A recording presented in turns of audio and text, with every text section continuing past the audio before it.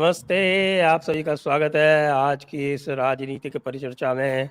और हमारे साथ आज जुड़ रहे हैं ओंकार चौधरी जी दिल्ली से, और वीरेंद्रनाथ नमस्कार। भट्ट जी लखनऊ से, और अभिषेक तिवारी जी पटना से। आप सभी का स्वागत है और मैं आरंभ करता हूं ओंकार जी से, जो हमारे वरिष्ठतम हैं यहाँ पर। ओंकार जी, अब क्या प्रधानमंत्री के साथ साथ देश का भी बायकॉट करेगी क्या ये टुकड़े टुकड़े इंडिया? संजय जी, सबसे पहले तो आपको और सभी दर्शकों को मेरा नमस्कार।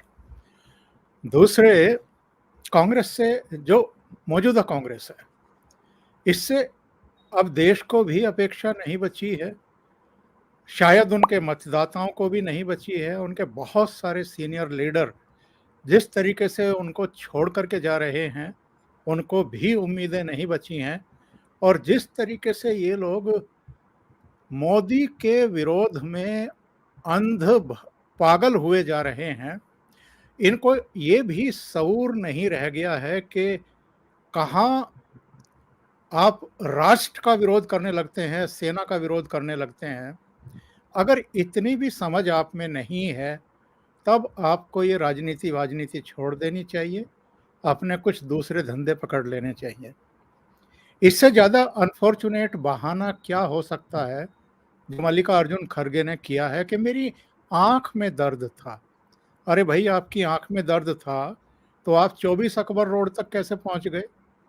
और लाल किले की प्राचीर के पास क्यों नहीं पहुँच पाए आप? तो आँख में दर्द है कि नहीं है, पर सोनिया जी भी तो इनके नहीं पहुंची। हाँ, इनके बहुत सारी जगहों पे दर्द हैं। सीने में और ये दर्द है सिर।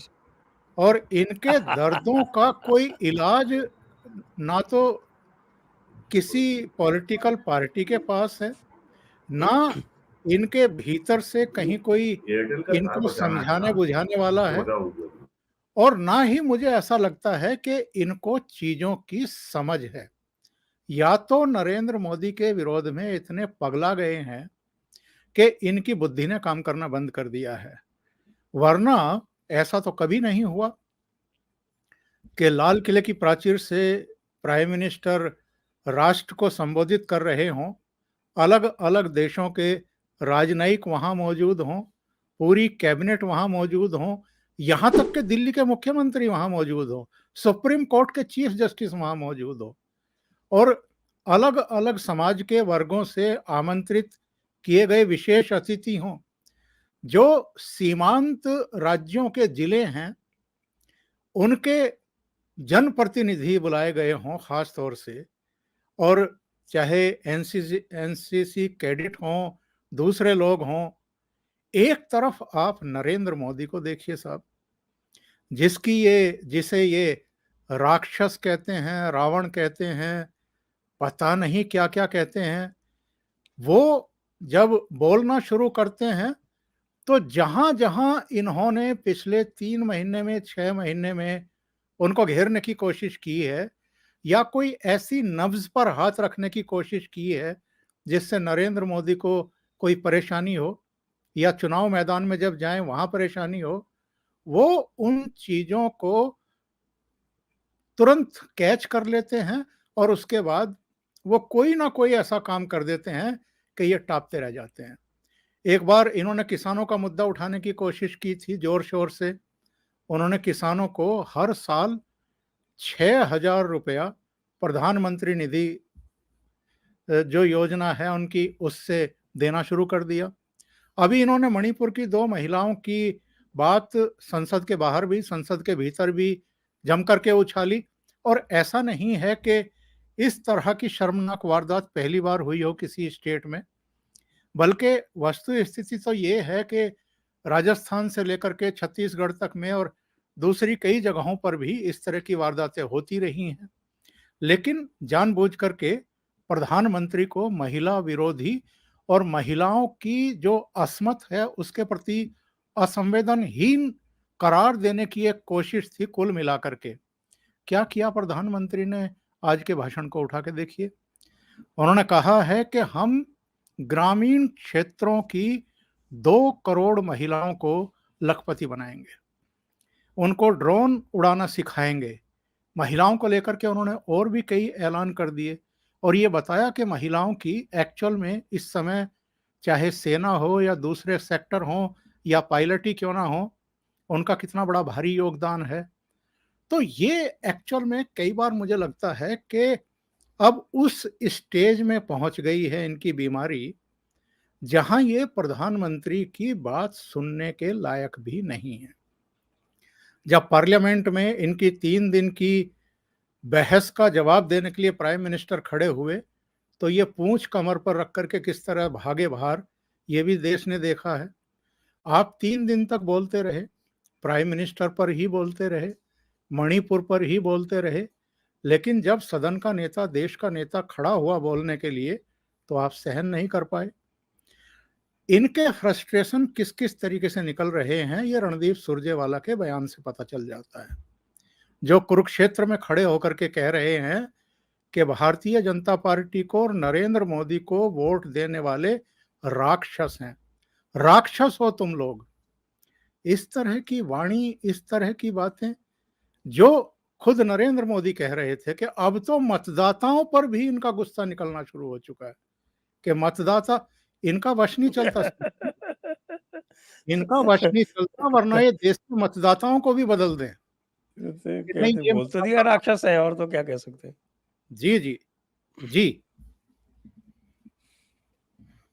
तो अब हम चलते हैं वीरेंद्र नाथ भट्ट जी के पास। वीरेंद्र जी, ये कैसी मोहब्बत की दुकान है जिसमें से नफरत ही नफरत निकल रही है? जरा समझाएं। ऐसा मुझे होता है क्या कि दुकान तो ऊपर लिखा हो मोहब्बत की दुकान, और अंदर जो आइटम हो वो सारे नफरत के हों? मुझे कुछ भी नया नहीं कहना है, केवल आप ही के शब्दों से आपके सवाल का जवाब देना है। ये भारत का जो आज विपक्ष है, नरेंद्र मोदी पिछले 10 साल से एक ही मुद्दे पे जोर दे रहे हैं, डीकोलोनाइजेशन, औपनिवेशिक मानसिकता से मुक्ति। और ये विपक्ष जो है देश का, अब ये पंच मक्कारों का समूह बन के रह गया है। ये बात अब बिल्कुल स्पष्ट हो गई है। ये मार्क्स मैकाले के मानस पुत्रों को नरेंद्र मोदी का जो डीकोलोनाइजेशन प्रोग्राम है ये समझ में नहीं आ रहा है। जिस तरीके से प्रगति मैदान में भारत मंडपम बना है और उसके ऊपर सेकुलर समुदाय के जो लेख छपे हैं अंग्रेजी अखबारों में, और उसको ये कहा गया है कि ये परोक्ष रूप से इनडायरेक्टली भारत की हिंदू राष्ट्र के रूप में घोषणा हो गई है। तो जितने भारतीय प्रतीक हैं, जितने भारतीय परंपराएं हैं, चाहे वो नया संसद भवन हो, चाहे संसद भवन में सेंगोल हो, ये चीजें इनको पसंद नहीं आ रही हैं। और जैसे जैसे नरेंद्र मोदी का मासेस से लगातार डायरेक्ट कनेक्ट बढ़ रहा है, एक एनडीटीवी के बहुत सीनियर जर्नलिस्ट ने आज से 7-8 साल पहले लिखा था, 18 में शायद, कि ये जितनी योजनाएं चल रही हैं भारत में वेलफेयर की, ये लोगों को एहसास नहीं है कि इंडियन स्टेट के जो टच पॉइंट हैं विद द मासेस, ये कितने ज्यादा नए क्रिएट किए हैं नरेंद्र मोदी ने। और विपक्ष कहीं मौजूद नहीं है ऐसी जगह पर, वो चाहे टॉयलेट हो या आवास हो या कोई भी अन्य योजना हो वेलफेयर की, तो टच पॉइंट बढ़े हैं। और आज नरेंद्र मोदी ने एक और टच पॉइंट बोल दिया कि हम 2 करोड़ महिलाओं को लखपति दीदी बनाएंगे। तो इनके पास मासेस पे जाकर के, जनता के बीच पे जाकर के और रोज कम्युनिकेट करने का कोई साधन नहीं है। लेकिन और आप देखिए 10 साल में इनके पास एक सारा विपक्ष के पास, और यूपी में समाजवादी है, वही जो वो कल्चर है, कैंसिल कल्चर और permanent state of denial and hatred, और दावा है कि हमारी मोहब्बत की दुकान है। अरे भाई, मोहब्बत की दुकान की 1948 में नहीं थी, जब महात्मा गांधी की हत्या के बाद जो है चित्पावन ब्राह्मणों का नरसंहार हुआ था बंबई में, पूना में, रत्नागिरी में, या 84 में क्या हुआ था दिल्ली में इंदिरा गांधी हत्या के बाद। तो अब जो है ये सीधे सीधे जो प्राइम मिनिस्टर का कैंपेन था, या जो संघ ने भी हमेशा कहा है, हमें डी रेडिकलाइज करना है। नरेंद्र मोदी ने भारत सरकार का, भारत देश का शासन एंशियंट इंडियन स्टेट क्राफ्ट के आधार पर चलाने की कोशिश की है। लेकिन जो मार्क्स मैकाले के मानस पुत्र हैं, जो उनका इकोसिस्टम है, वो अभी भी वो भारत में अभी भी बहुत मजबूत है, और नरेंद्र मोदी को निरंतर उससे सामना करना पड़ता है। मार्क्सवादी हर जगह बैठे हुए हैं और उनके हाथ में टूल है जिहादी मुसलमान। और जो आपने देखा और जो हो रहा है झारखंड में, बंगाल में, बिहार में, केरल में, आंध्र प्रदेश में, ये में तमिलनाडु में या हाल के 2 महीनों में कर्नाटक में। तो ये लड़ाई आइडियोलॉजिकल लड़ाई है और ये साफ साफ और एक चीज और हो गई, जो भारतीय न्याय संहिता और भारतीय नागरिक सुरक्षा संहिता, ये जो 3 नए कानून आ गए हैं, इसको लेकर के भी बहुत तीखा रिएक्शन आया है कपिल सिब्बल का और कांग्रेस के प्रवक्ता सुरजेवाला का। और मुझे साफ लगता है कि आने वाले दिनों में जब पार्लियामेंट्री कमेटी की मीटिंग्स में बातें और छन के बाहर आएंगी, हालांकि बिल का ड्राफ्ट तो पब्लिक डोमेन में अवेलेबल है, लेकिन पता नहीं कितने लोगों ने उसको पढ़ा, लेकिन उसको लेकर के भी काफी सुबगाहट है। लखनऊ के भी कई वकीलों से मेरी बात हुई तो उनका कहना है कि जो बेंच और बार दोनों में जो बैठे हुए मठाधीश हैं, खास करके बार में, उनको भी इन तीनों कानूनों के तमाम प्रावधानों से काफी परेशानी होगी। वो उसको आसानी से स्वीकार नहीं करने वाले हैं। और खास करके बार के लोग जो हैं यहाँ तो डिस्ट्रिक्ट कोर्ट में जो है 5 साल 10 साल की वकालत में लोग जो है करोड़पति हो जाते हैं। यूपी के तमाम जिले ऐसे आप भी जानते हैं। तो ये जो रोज जो एक कॉन्फ्लिक्ट के पॉइंट पैदा हो रहे हैं, और सबसे बड़ा खतरा ये आ रहा है, जैसा आप जानते ही हैं कि काशी के सर्वे के ज्ञानवापी के सर्वे कंप्लीट होने के बाद वो सर्वे रिपोर्ट संसद भवन की लाइब्रेरी में नहीं रखी जाएगी। वो सर्वे की रिपोर्ट जो है देश को हिलाएगी। और ये 1991 का जो प्लेसेस ऑफ वर्शिप एक्ट है, ये उसको खा जाएगी। तो आने वाले दिनों में ये विपक्ष की जो हताशा और निराशा और बढ़ने वाली है। और मुझे तो लग रहा है कि इनकी जून में मीटिंग पटना में हुई, फिर बेंगलोर में हुई और अगली होने जा रही है बंबई में इसी महीने। तो ये अभी तक ना इनका नेता तय है, ना इनका कोई प्रोग्राम तय है, ना कोई विजन तय है, ना कोई इनकी स्टीयरिंग कमेटी है और ना कोई प्रोग्राम है। ये करेंगे क्या? तो और आज जिस तरीके से नरेंद्र मोदी का जो पूरा भाषण है, वो केवल इनकी पूरी जो इनकी विश्वसनीयता में प्रहार है। और 2 बातें मैं और कहूंगा। आज नरेंद्र मोदी ने इंडियन पॉलिटिकल डिस्कोर्स में एक नए शब्द को रोपा, मेरे परिवारजनों। अब तक भाइयों बहनों था, देशवासियों था, अब परिवारजनों आया है 75 साल बाद, ये नया 77 ईयर्स के बाद। और दूसरा, अब तक हमारे राजनीतिक विमर्श में, पॉलिटिकल डिस्कोर्स में विदेश का माने केवल पाकिस्तान, नेपाल, बांग्लादेश, श्रीलंका था। आज प्राइम मिनिस्टर ने साफ साफ कहा है कि उन्होंने नाम लिया जियो पॉलिटिक्स एंड जियो इकोनॉमिक्स। तो इसका मतलब, और एक चीज उन्होंने और नहीं कही कि भारत की छवि विश्व में विश्व मित्र बन के उभरी है। तो ये सारी बातें जो है और जो है, ये सब जो कांग्रेस का जो सेंस ऑफ एंटाइटलमेंट है, only we have the right to rule India, उस सबको बहुत आघात पहुंचाती हैं। एनआरआई के जो इंडियन डियास्पोरा से आपका भी बहुत अच्छा संपर्क होगा। पूरे यूरोप में और विशेषकर नॉर्थ अमेरिका में इंडियन डियास्पोरा के स्टैंडिंग में, कॉन्फिडेंस में और उसकी पहचान में, उसकी आइडेंटिटी में जितना सकारात्मक परिवर्तन आया है, ये जानकारी उनके 10 जनपद तक भी पहुंचती होगी। तो ये और कहने की जरूरत नहीं है, जो ग्लोबल डीप स्टेट है वो भी अब इनके साथ नहीं है 10 जनपद के साथ। तो ये करेंगे क्या? तो ये सारी परेशानियां हैं जो कभी इस रूप में निकलती हैं कि मतदाता राक्षस है, कभी खड़गे साहब आज के समारोह में शामिल नहीं होते हैं। तो ये जो इनकी जो एंटिक्स है और जो सोनिया जी भी नहीं होती हैं, और जो इनकी गिमिक्स हैं, मेरा मानना है कि ये फुलझड़ियां हमको आने वाले 2-3 महीनों में और दिखेंगी।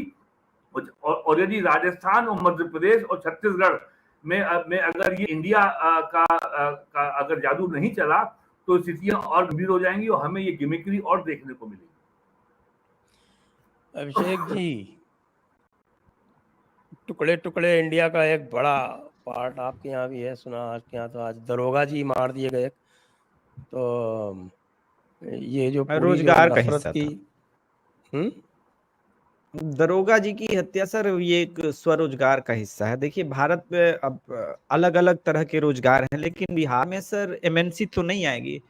तो यहाँ पे जो है अब क्या है, सुपारी लेने वाला कल्चर है। देखिए बिहार थोड़ा पिछड़ा था, तो जो 93-94 में मुंबई में चल रहा था वो अब यहाँ पे आ गया। अच्छे से बिहार के कई लड़कों को पता है कि अगर आपकी 18 साल से कम की आयु है तो आप मार भी दोगे। तो ऐसे कहता है, अरे 3 महीना में तो बेल मिल जाता है जी मर्डर केस में। कुछ है मर्डर करना? मर्डर करने में कुछ लगता है?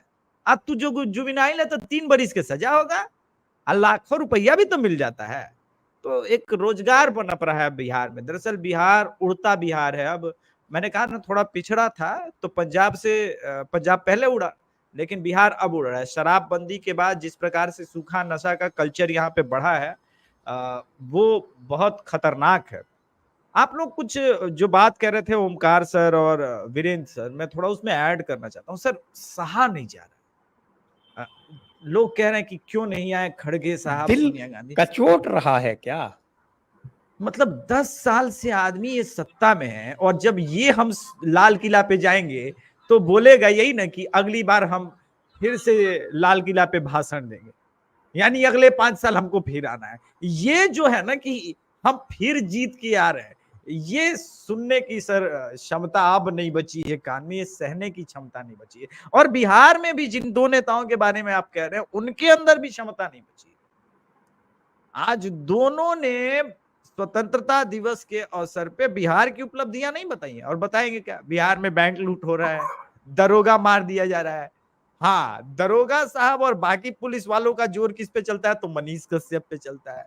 पर वहां 2 चेहरे तो अभिषेक ऐसे बैठे थे जो झेल ही रहे थे नरेंद्र मोदी को कि मैं फिर आ रहा हूं अगले साल, अरविंद केजरीवाल और चीफ जस्टिस। नहीं, देखिए सर, चीफ जस्टिस साहब का मैं एक बात कहूंगा। चीफ जस्टिस साहब के बारे में जो कुछ भी बातें हैं, 2 साल बाद तो वो रिटायर हो जाएंगे, तो उससे उससे तो उनको विशेष मतलब नहीं है।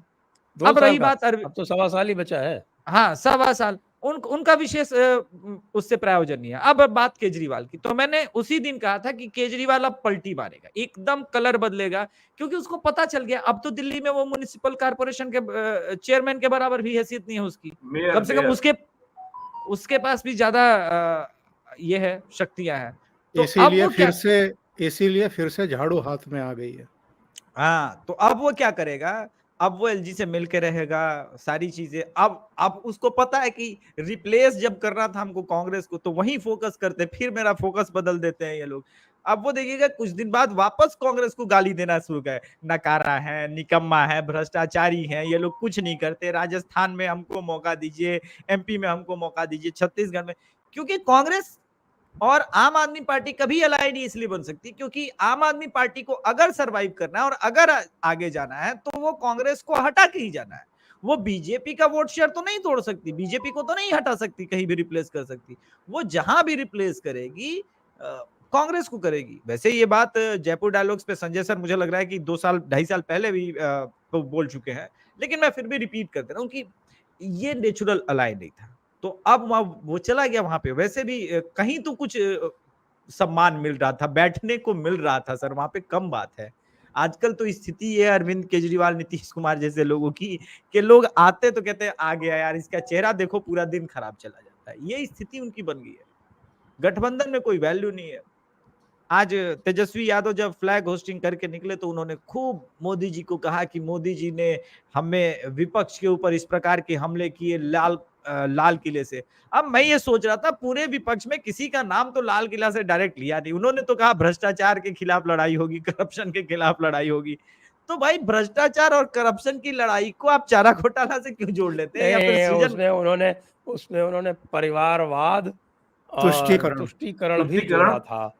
तो अब ये परिवारवाद और तुष्टीकरण को यदि मोदी जी बुरा भला कहेंगे और कहेंगे कि इसके विरुद्ध अभियान चलेगा, बात वही हो तो जाएगी। ये तेजस्वी जी को कैसे तीनों चीजें लागू होती हैं उन पे। सर देखिए, ऐसा है कि राजद का तो तुष्टीकरण श्रृंगार है। ताजा उदाहरण देख लीजिए। बेचारे बड़के भैया जो तेज प्रताप है, उन्होंने एलवीस यादव के समर्थन में ट्वीट कर दिया कि जिताओ इसको। इतना मुसलमानों ने गाली दिया जा के उनके वॉल पे कि ट्वीट डिलीट करना पड़ा। तो 1980 वाला पे हम लोग चर्चा जब कर रहे थे, मुझे वो चीज याद आ गई कि उसमें लिखा हुआ था, मुरादाबाद के दंगों का जो रिपोर्ट कार्ड है उसमें, कि ब्लॉक वोटिंग करके अपने आप को वोट बैंक समझने वाले और नेता अगर इनको वोट बैंक की तरह ट्रीट करेंगे तो ये कंट्रोल करने लगेंगे कालांतर में नेताओं को। वो दिखा मुझे कि तेजस्वी यादव के साथ भी खड़ा नहीं हो पाया और कैसे ट्वीट डिलीट करना पड़ा। खैर, एलवीश यादव को जीतना था, वो पता था, क्योंकि उसके साथ राष्ट्रवादी खड़े थे। और आज के समय ये एक और झलक है सर। मेरे प्रिय जी जी, ये क्या? एक और झलक है 2024 की। राष्ट्रवादियों का समर्थन जिसको हो जाएगा उसका जीतना तय ही मान लीजिए। ये स्थिति चल रही है। दूसरा उदाहरण अभी रिसेंटली जो मोदी जी ने दे ही दिया कि भाई हम आ रहे हैं, तो आप संजय सर ये वाला मत कहिए। ये कितना मुश्किल होगा सोनिया माता। OMG 2 आपने फेल करा दी गदर 2 के सामने। वो मैं वही कह रहा हूं सर कि हर जगह है राष्ट्रवाद, और ये पच नहीं रहा। अब आप एक इंपॉर्टेंट बात सुनिए। क्या सुनना चाहते हैं कि ये आदमी ये कहे कि अब हम सऊदी अरब के साथ ट्रांजैक्शन जो कर रहे हैं, डी डॉलराइजेशन कर रहे हैं, ये पचेगा? मतलब भारत की बर्बादी हो जाएगी, भारत का इकोनॉमी तबाह बर्बाद हो जाएगा, इसको साबित करने के लिए कि राहुल बाबा रघुराम राजन के साथ बैठते हैं, वो ज्ञान देते हैं, और LIC का शेयर से लेके SBI सब प्रॉफिट में रहता है। तो फिर ये तो भाई बेइज्जती है। अब वहां पे कैसे मुंह दिखाएं? वो स्थिति बनी हुई है। तो आप लोग प्रेशर मत दीजिए। कम से कम बेचारा कलेजे पे सांप लौट रहा है, तो घर में ही कम से कम रुंदन कृदन जो करना है करने दीजिए। हम लोग क्यों परेशान हो?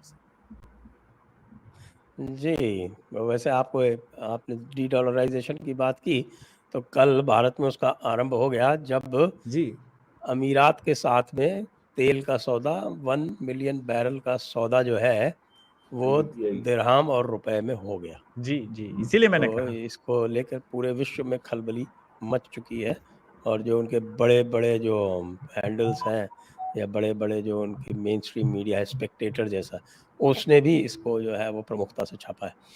तो अब जरा गालियों की बात कर लेते हैं। कैसी अच्छी अच्छी गालियां चल रही हैं आजकल। गालियों में PhD है। अभी तक तो कुत्ता, कमीना, नीच इस तरह की बात हो रही थी, और अब हत्यारा की बात हुई। और उसके बाद अभी मैंने देखा है कि कांग्रेस के एक प्रवक्ता ने तो बीजेपी सपोर्टर्स को गाली दी, कहा कि ये राक्षस हैं और मैं इनको श्राप देता हूँ। और दूसरी ओर अभी मैं देख रहा हूँ कि आलोक मैंने वो शर्मा देवराज जो इंद्र एक थे क्या स्पोक्समैन, कि श्राप दिए हमको, इसलिए कंफ्यूजन हो गया सर। वो रणदीप सुरजेवाला थे, और आलोक शर्मा कह रहे हैं कि प्रधानमंत्री मोदी जो है वो ओसामा बिन लादेन है। जी वल्ला ओंकार जी। वल्ला अभी भी भाई देखो, रणदीप सुरजेवाला तो हमारे पुराने मित्र हैं। मैं जब चंडीगढ़ में था और हरियाणा में रहता था तो बहुत ही सम्मान करते थे। एक बार मैं कहीं से गुजर रहा था तो उनका फ़ोन आ गया कि सचिवालय में बैठा हूँ, लंच मेरे साथ कर लीजिए। मतलब इस तरह के रिश्ते थे। लेकिन मुझे पता नहीं था संजय जी कि राहुल गांधी के संपर्क और संसर्ग में आने के बाद इनकी इतनी बुद्धि भ्रष्ट हो जाएगी। इनके पिताजी शमशेर सिंह सुरजेवाला, वो भी ठीक ही ठाक आदमी थे, ये भी ठीक ठाक आदमी थे। लेकिन मुझे ऐसा लगता है कि ये जो भारतीय जनता पार्टी ने 2 बार इनको शिकस्त दी। एक बार तो जींद के उपचुनाव में ये हारे, उसके बाद कैथल में जब विधानसभा के चुनाव आए तो वहाँ हारे, और इनको राज्यसभा में भेजना पड़ा। राज्यसभा में चले गए ये। अब इतने सालों तक ये मीडिया विभाग के इंचार्ज रहे, जयराम रमेश से पहले यही थे। तो जाहिर है जो संगति होती है उसका कुछ ना कुछ तो असर पड़ता ही है। लेकिन सहज विश्वास हुआ नहीं कानों पर कि रणदीप सुरजेवाला ये एक पढ़ा लिखा एक आदमी और साफ सुथरा आदमी माना जाता था जब तक वो राहुल गांधी के संपर्क और संसर्ग में नहीं आया। अच्छा वकील हुआ करता था ये। जी हाँ, जी हाँ। और मैं तो इनके आवास पर भी गया हुआ हूँ चंडीगढ़ में, जब ये मंत्री थे, संसदीय मंत्री और परिवहन मंत्री थे ये। और एक मैंने गाड़ी खरीदी थी तो उसका VIP नंबर भी इन्हीं की कलम से मुझे मिला था। तो तब तक ये बड़े जेंटल आदमी माने जाते थे। लेकिन किसी गलत संगत में पड़ करके आप या तो चापलूसी में या दूसरी चीज़ों में फंस करके आप इस तरह की बातें कर बैठते हैं, या जो आपकी उपचुनाव में और फिर आम चुनाव में हार हुई, उसकी कहीं खींच थी मतदाताओं के प्रति? पर संजय जी, मैं थोड़ा-सा और ब्रॉड वे में जाना चाहता हूँ। आप ये देखिए कि नेगेटिविटी और एक तरीके से वो गाली-गलौच ही है जो इनकी तरफ से हुई थी। जैसे जब कोरोना काल शुरू ही हुआ था, तो राहुल गांधी ने क्या किया था? राहुल गांधी के बयान उस समय के याद करिए। उन्होंने कहा था कि आर्थिक सुनामी आने वाली है, लोगों के रोजगार जाने वाले हैं, भारी तबाही होगी। इसके अलावा इन्होंने कुछ विदेशों में बैठे हुए स्वनामधन्य अर्थवेत्ताओं को बुला करके उनके इंटरव्यूज किए थे। ये भारत के लिए नहीं, चीन के लिए कह रहे थे। चीन का तो बहुत बुरा हाल है सर। अभी खबरें छन के आ रही है वहां की। इनका समझौता है ना, तो ये बार बार इनको चीन याद आता है। तो ये एक्चुअल में कितने बड़े शुभ चिंतक हैं भारत के और भारतीयों के, कि वो कहते हैं कि तुम तो बर्बाद होने वाले हो, तुम्हारे घर बर्बाद होने वाले, तुम्हारे रोजगार छिनने वाले हैं और पूरी अर्थव्यवस्था चौपट होने वाली है। और उस समय रंगराजन से लेकर के कई आर्थिक वेत्ताओं को बुला करके इंटरव्यूज कर रहे थे बैठ करके, और उनके मुंह से कहलवा रहे थे कि नहीं, बहुत बुरा हाल होने वाला है भारत का।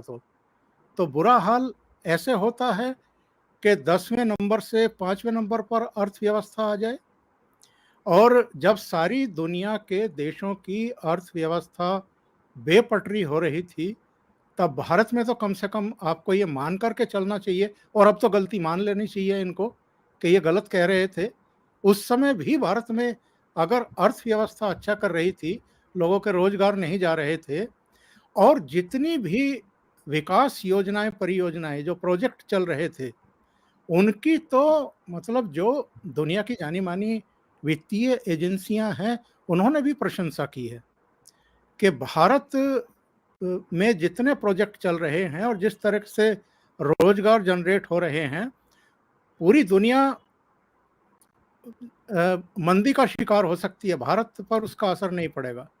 तो ये कितने बड़े अर्थवेत्ता हैं, कितने बड़े ये विदेश नीति के जानकार हैं, कितने बड़े ये रक्षा क्षेत्र के विशेषज्ञ हैं, और जानकारी कुछ नहीं है। तो ऐसे ही भद पिटती है जब आप इस तरह की हरकतें करते हैं, और वो ही इस समय इनका हो रहा है। अब चूंकि राहुल गांधी चाहते हैं कि नरेंद्र मोदी को गालियां दी जाएं, तो फिर तो वो कहते हैं ना कि वो कहावत में अल्लाह का नाम आता है कि अल्लाह मेहरबान तो गधा पहलवान। तो इनके जो ऐसे ऐसे प्रवक्ता और जो संसदीय दल के नेता अधीर रंजन चौधरी खड़े होकर के ये दुस्साहस कर जाते हैं लोकसभा में, अंधा राजा बताते हैं, और नरेंद्र मोदी सामने बैठे हुए हैं। पर चूंकि साथ में सोनिया गांधी बैठी हुई हैं, उनको खुश करना है, तो आप अंधा राजा कह देंगे, आप द्रौपदी का चीरहरण कह देंगे, तमाम ऐसी बातें कह देंगे आप। नतीजा क्या हुआ? लेकिन मेरा कहना ये है कि अगर हम डेमोक्रेटिक कंट्री के हिस्सा हैं, और हमारा जो लोकतंत्र है, उसकी अगर दुनिया प्रशंसा करती है, हमारे चुनाव आयोग की अगर दुनिया प्रशंसा करती है, बाकी पड़ोसी देशों में जो स्थितियां हैं उसके अगर उससे तुलनात्मक हम देखें, तो हमारी न्याय व्यवस्था की भी लोग प्रशंसा करते हैं। ऐसे में अगर आपको सब कुछ गलत ही गलत दिखाई दे रहा है, आप गलत गलत ही बातें करते हैं, आप अशुभ ही सोचते हैं, और आप सेनाओं को भी नहीं बख्शते हैं, उनके जो ऑपरेशन थे, जिनकी मतलब प्रशंसा की जानी चाहिए थी कि चलिए, उड़ी हुआ था तो सर्जिकल स्ट्राइक हुआ, पुलवामा हुआ तो एयर स्ट्राइक हुआ, और उसके बाद एक रिएक्शन जरूर पाकिस्तान की तरफ से आया जब हमारा मिग वहां गिर गया पीओके में, और हमारा पायलट वहां पकड़ा गया। पर पाकिस्तान की उसके बाद से अब तक हिम्मत नहीं हो रही है कि किसी तरह का कोई बड़ा आतंकवादी हमला वो अंजाम दे सके, क्योंकि उनको पता है कि उसका अंजाम क्या होगा उसके बाद। तो ऐसे में जब सबको चीजें दिखाई दे रही हैं, आप लगातार झूठ पे झूठ बोलते चले जाएं, और केवल इसलिए कि आपको मोदी की छवि किसी तरीके से मलिन करनी है, क्योंकि शेखर गुप्ता ने कभी इनके प्रोग्राम में कह दिया था, इनको सीख दी थी कि जब तक आप नरेंद्र मोदी की छवि बर्बाद नहीं करेंगे तब तक आप चुनाव नहीं जीत पाएंगे। तो लगे पड़े हैं और बिना सोचे समझे। जी संजय जी, मैं चौधरी साहब की बात को बढ़ाते हुए ये कहना चाहता हूं कि जी जी नेहरू के जमाने से कांग्रेस का जो स्टैंड है अपने विरोधियों के प्रति सदैव मैक्सिमलिस्ट रहा है, अधिकतमवादी। हम इनको मानेंगे ही नहीं।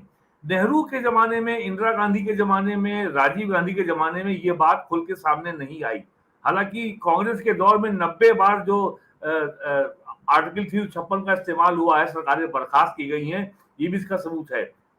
तो नरेंद्र मोदी के प्रति ये जो इनका मैक्सिमलिस्ट स्टैंड है कि हम नरेंद्र मोदी को, भारतीय जनता पार्टी के अस्तित्व को स्वीकार ही नहीं करेंगे, वो अब एकदम खुल के सामने आ गया है। तो जब आपका स्टैंड मैक्सिमलिस्ट होगा तो गवर्नमेंट की तरफ से भी पुश बैक आएगा। जब पुश बैक आएगा तो आप बोलेंगे कि साहब इलेक्शन कमीशन कॉम्प्रोमाइज हो गया, सुप्रीम कोर्ट कॉम्प्रोमाइज हो गई, हमारा गला दबा दिया गया, लोकसभा में हम बोल नहीं पाते और संवैधानिक संस्थाओं को जो है को सबवर्ट किया जा रहा है। तो वही अभियान लगातार चल रहा है गुजरात के समय से। ये इनटॉलरेंस और ये किसान आंदोलन और दलित आंदोलन, आदिवासी आंदोलन, ये सब गुजरात में हो चुका है। वही पिछले 10 साल से दिल्ली में दोहराया जा रहा है। और मैक्सिमलिस्ट पोजीशन का हालत तो ये है कि जीएसटी और न्यू पेंशन स्कीम ये पॉलिटिकली सेटल्ड इश्यू है हर पॉलिटिकल पार्टी का। कांग्रेस ने उसको रिवाइव कर लिया। छत्तीसगढ़ की सरकार का विज्ञापन आ रहा है कि वहां का राज कर्मचारी ओल्ड पेंशन स्कीम में लहला रहा है, तो उसकी बड़ा गुणगान किया जा रहा है। जबकि 2013 में pension fund regulatory development authority का बिल पास हुआ था और मनमोहन सिंह ने सारे मुख्यमंत्रियों की बैठक बुलाई थी दिल्ली में, सब उसमें शामिल हुए थे। केवल वेस्ट बंगाल और त्रिपुरा ने कहा था हम इसको लागू नहीं करेंगे। 2018 में त्रिपुरा ने भी लागू कर दिया। और आज कांग्रेस अपने ही मामले को जो है राजस्थान में और हिमाचल में और छत्तीसगढ़ में और आम आदमी पार्टी पंजाब में उसको मुद्दा बना रही है। जीएसटी बिल पार्लियामेंट में 2005 में आया था, ड्राफ्ट तो 2003-4 में अटल जी के समय बन गया था और 12 साल ये पार्लियामेंट्री कमेटी के सामने पड़ा रहा। जब इस पे कॉन्सेंसस बन गया तब ये बिल पास हुआ मार्च अप्रैल 2017 में, वो एक लागू हो गया। अब वो बोल रहे हैं कि ये गृहस्थी सर्वनाश टैक्स है, ये गब्बर सिंह टैक्स है, ये तो सेटल्ड इशू है। तो इतना ज्यादा अभाव है मुद्दों का कांग्रेस के पास कि अब तो कहिए वो शायद कल वो भी उठा दें जो इंडिया बांग्लादेश के बीच में लैंड बाउंड्री एग्रीमेंट हुआ था। ये कह देंगे कि मोदी ने देश को बेच दिया बांग्लादेश को। अब यही बोलने को बचा है बस। कुछ झारखंड के उसमें कुछ एन्क्लेव थे, कुछ वेस्ट बंगाल में थे, तो उनका आदान प्रदान हुआ था लैंड बाउंड्री एग्रीमेंट में, संविधान का अमेंडमेंट हुआ था। तो इतना ज्यादा मुद्दों का अभाव, कुछ बिहार वाले थे, कुछ बिहार वाले, इतना ज्यादा मुद्दों का अभाव है। उत्तर प्रदेश में समाजवादी पार्टी जनवरी में रामचरितमानस को गाली देती है और कहती है सब ये बड़ी अपमानजनक है महिलाओं के लिए। फरवरी में कहती है कि हम जो है जातिगत जनगणना कराएंगे और यही काम चलता है मार्च में। और जून में भैया जी पहुंच जाते हैं नैमिषारण्य और वहां जाके बोलते हैं कि साहब ये बीजेपी असुर है, हम सुर हैं, अखिलेश जी देवता है और बाकी लोग राक्षस हैं। और उसके बाद वो बोलते हैं हम पीडीए करेंगे, पिछड़ा दलित अल्पसंख्यक। तो ये समझ में नहीं आ रहा कि वो जो है राम नाम की धुन गाएंगे या जो है सनातन धर्म के खिलाफ जहर फैलाएंगे पेरियार वाला, या वो जो है या वो जाति घृणा फैलाएंगे। क्या करेंगे? जो पेरियार कर चुके हैं 17 साल पहले, वो अखिलेश भैया आज करने की सोच रहे हैं। तो इतना ज्यादा कंफ्यूजन है कि ये लोग करना क्या चाहते हैं, इनकी लाइन और लेंथ क्या है। और मोदी जी के भाषण ने इनकी लाइन लेंथ आज और बिगाड़ दी।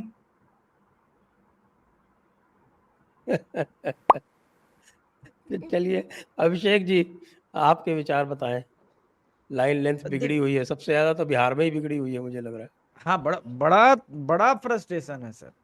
रोज सुबह उठ के कुछ लोगों का काम है बिहार में, यार मोदी हार्ट अटैक आ सकता है क्या उसको, ये इसकी संभावना है क्या, कैसे? अब राजनीतिक रूप से तो हम नहीं जीत सकते।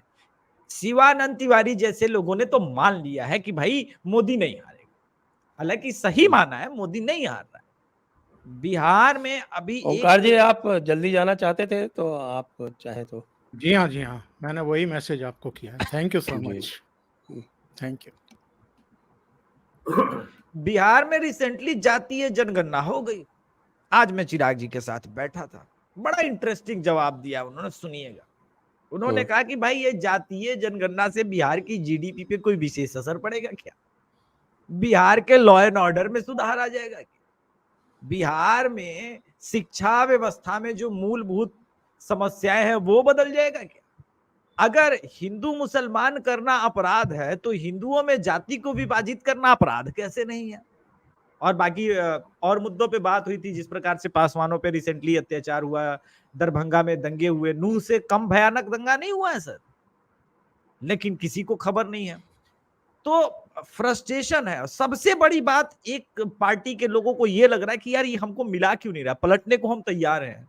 अब जब पलटने को तैयार है तो कम से कम अब तो हमको मिला लो वापस, हम मिलना चाहते हैं भाई। वो एक अलग फ्रस्ट्रेशन क्रिएट हो रहा है। उनके सांसद पगलाए हुए हैं, उनके विधायक पगलाए हुए हैं कि यार अब राजद के साथ रहना मुश्किल हो गया है। मोदी जी से किसी तरह बात हो जाती, वापस पलट लेते, वो पलट नहीं पा रहे हैं।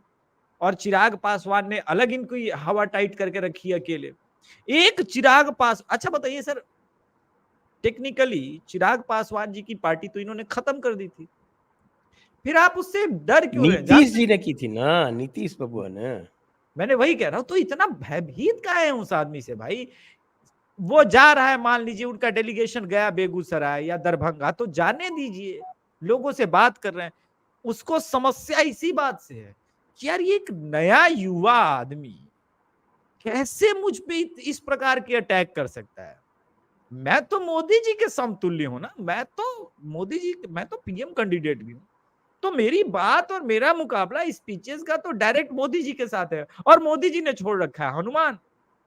और वो जा करके चिराग पासवान सुबह एयरपोर्ट पे जैसे ही उतरे हैं, वो वहां बाइट दिया, वहां रगड़ा, फिर झंडा तोलन के बाद रगड़ा, और फिर अभी आरा पहुंचे हुए वहां इनको रगड़ा है। और इतने दौरे वो आदमी कर रहा है, युवा है तो एनर्जी है, ठीक है, इससे अलग परेशान है वो। आज तो उन्होंने ये भी कह दिया कि आज कमाल का भाषण दिया है नीतीश जी ने कि पहले जंगल राज था, हमारे सत्ता में आने के बाद मंगल राज हुआ। तो भाई ये भी बता दे कि जंगल राज पहले जो सत्ता में थे वो कौन लोग थे, नाम ले लेते, फिर चिराग पासवान को कुछ कहने की जरूरत नहीं पड़ती। ये विषय एक बात और भी है, यूपी में समाजवादी पार्टी के नेता से मैंने पूछा तो वो कहते हैं कि 1990 में मंडल लागू होने के समय मुलायम सिंह यादव कहते थे कि भाइयों मंडल लागू हो गया, डीएम सीएम पीएम अब तीनों अपने होंगे, तो भीड़ में हिस्टीरिया होता था। उसी तरीके से 90 में लालू यादव कहते थे भूरा बाल साफ करो, भूमिहार राजपूत ब्राह्मण लाला साफ करो। लेकिन अब इन नारों में वो शक्ति नहीं रह गई है कि वो भीड़ को पागल कर सके। भारतीय जनता पार्टी ने अभी अयोध्या का मंदिर पूरा नहीं हो पाया कि काशी शुरू हो गया, वो काशी खत्म होगा तो जो है तो आपका मथुरा शुरू हो जाएगा। तो इनके सामने समस्या अब अपेक्षा बढ़ गई है जब से इंफॉर्मेशन टेक्नोलॉजी का युग फास्ट हुआ ना, आकांक्षा बढ़ गई है। युवा जो है वो इस चक्कर में पढ़ना नहीं चाहता, वो जानता है कहां मुझे फंसा रहे हो, जब तक मैं जाति जाति में उलझूंगा 4 रील बना करके मैं एलविश यादव हो जाऊंगा। क्योंकि एक नहीं सैकड़ों उदाहरण मुझे याद आता है, बड़ा इंपॉर्टेंट बात याद आया। इस देश के वो गृह मंत्री रह चुके हैं और गोभी उगा करके करोड़ों में बेच चुके हैं और फाइनेंस मिनिस्टर रह चुके हैं। उस आदमी ने जब डिमोनेटाइजेशन हुआ और यूपीआई का चलन शुरू करने की बात हुई तो कहा सदन में खड़ा होकर के, सोचिए वो फाइनेंस मिनिस्टर था, Modi ji, you wanted to say that गरीब चाय वाला and सब्जी वाला will take 7 rupees 50 पैसा in digital currency? Have you completely lost? इस देश में इंटरनेट नहीं है भाई, कैसे पॉसिबल होगा? आज चिदंबरम से कोई पूछे ये कैसे पॉसिबल हुआ? एक के पास विजन था और तुम जैसे क्लूलेस आदमी के पास कोई विजन नहीं था। नहीं, विजन होता भी कैसे, जिस आदमी की सारी जो है सारा ब्रेन इसमें लग रहा हो कि यार बालकनी में मैं 45 करोड़ का गोभी उगा सकता हूँ, तो सारा दिमाग तो वहां खपा दिया 45 करोड़ 40 करोड़ मैनेज करने में। इसी वजह से ये हालत रही है भारत की। और देखिए, आप लोगों ने एक बात कही कि कांग्रेस सॉरी क्यों नहीं बोलती, नहीं बोली भाई। देखिए मैं आपको टोकूंगा, आज तेजस्वी यादव ने स्टेटमेंट दिया है कि प्रधानमंत्री मोदी को कोई जानकारी नहीं है वो तो जो टेलीप्रॉम्प्टर पे लिखा होता है वो पढ़ देते हैं। क्या देश टेलीप्रॉम्प्टर से चलेगा? एकदम ठीक बात है भाई। आप ही 9वीं फेल हो करके जो है एमटेक होल्डर को बताइए। ये आदमी एक दिन डिमोनिटाइजेशन पे, मुझे याद है 2015-16 की बात है, 17-18 की, जब डिमोनेटाइजेशन 17 में हो गया था, 18 की बात है। ये आदमी अपने प्रोफाइल से डिमोनेटाइजेशन के इंपैक्ट्स के बारे में बता रहा था। तो मुझ जैसे पढ़े लिखे युवा को लगा कि हम लोगों ने बेकार में पढ़ाई की, हम भी 9th फेल होते तो डिप्टी सीएम होते। लेकिन फिर बाद में लगा, पता चला अच्छा हमारे पीछे लालू यादव वाला सपोर्ट सिस्टम नहीं था। देखिए अभी देश में 4-5 युवा नेता तथाकथित रूप से हैं जिनके पिताजी बड़े नाम थे।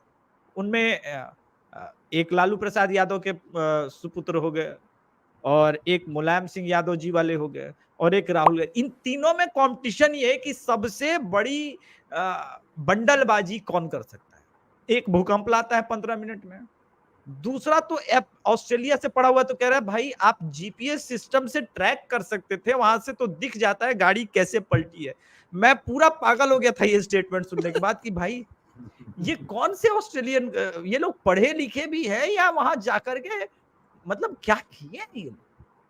जिस आदमी को ये पता नहीं है कि जीपीएस में सीसीटीवी कैमरा नहीं होता भाई, बेसिक्स पता। अच्छा, उसने एक और बयान दिया था, मोदी जी को पता नहीं है लेकिन ब्लैक मनी भी भारत की जीडीपी में बहुत विशेष योगदान रखता है। ये रिकॉर्ड, ये ऑन रिकॉर्ड बयान है अखिलेश यादव का। अब तेजस्वी यादव के बारे में बता दे, मतलब ये आदमी इतना ग्रेट है। इसका उत्तर दिया किसी ने कि भाई तेजस्वी टेलीप्रॉम्प्टर इस्तेमाल नहीं करता है क्योंकि उसमें पढ़ना पड़ता है। हाँ, मैं एग्जैक्टली मैं यही कहने वाला था कि देखिए तेजस्वी टेलीप्रॉम्प्टर कैसे यूज करेंगे। अब मान लीजिए भारी भरकम अंग्रेजी सब आई, शपथ लेने गए थे ना, सबको वो वीडियो क्लिप दिखा दिया जाए कि शपथ लेने जब गए तेजस्वी यादव तो पढ़ नहीं पा रहे थे, शपथ ग्रहण नहीं कर पा रहे थे ढंग से। 2 बार राज्यपाल ने टोक करके शपथ ग्रहण करवाया।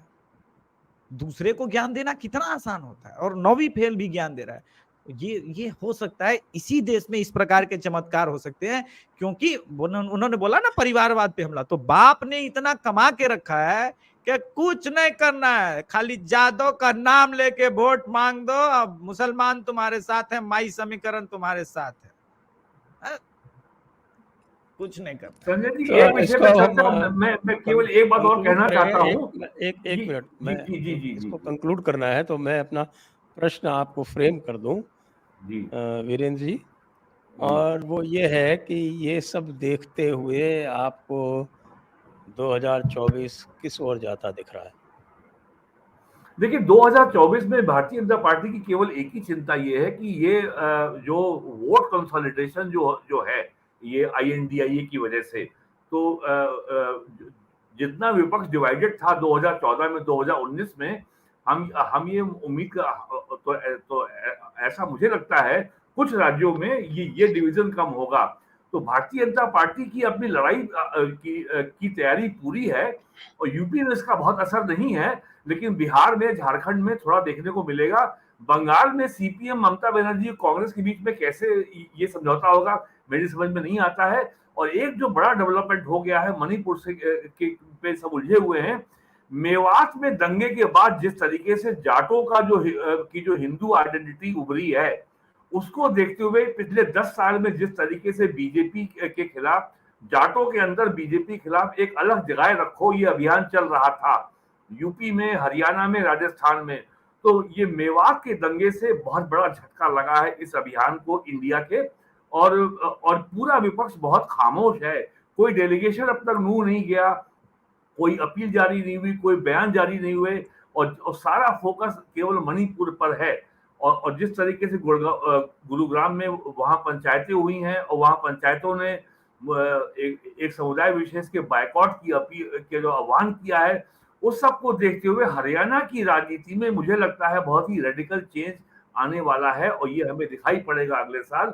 और कुल मिलाकर के मुझे बीजेपी के लिए चुनौती है, लेकिन मुझे बीजेपी की सरकार बनने में कहीं कोई आज की तारीख में कोई आशंका मुझे नहीं दिखती। And BJP is all set to come for the to power for the third time. जी, तो आइए अब इसी बिंदु पर अब हम आज की चर्चा को विराम देते हैं। दर्शकों को बहुत-बहुत धन्यवाद। अभी ओंकार चौधरी जी नहीं हैं, उनको भी बहुत-बहुत धन्यवाद। वीरेंद्र जी आपको बहुत-बहुत धन्यवाद। अभिषेक जी आपको बहुत-बहुत धन्यवाद। जय हिंद, धन्यवाद। जय भारत, वंदे मातरम। जय श्री राम। जय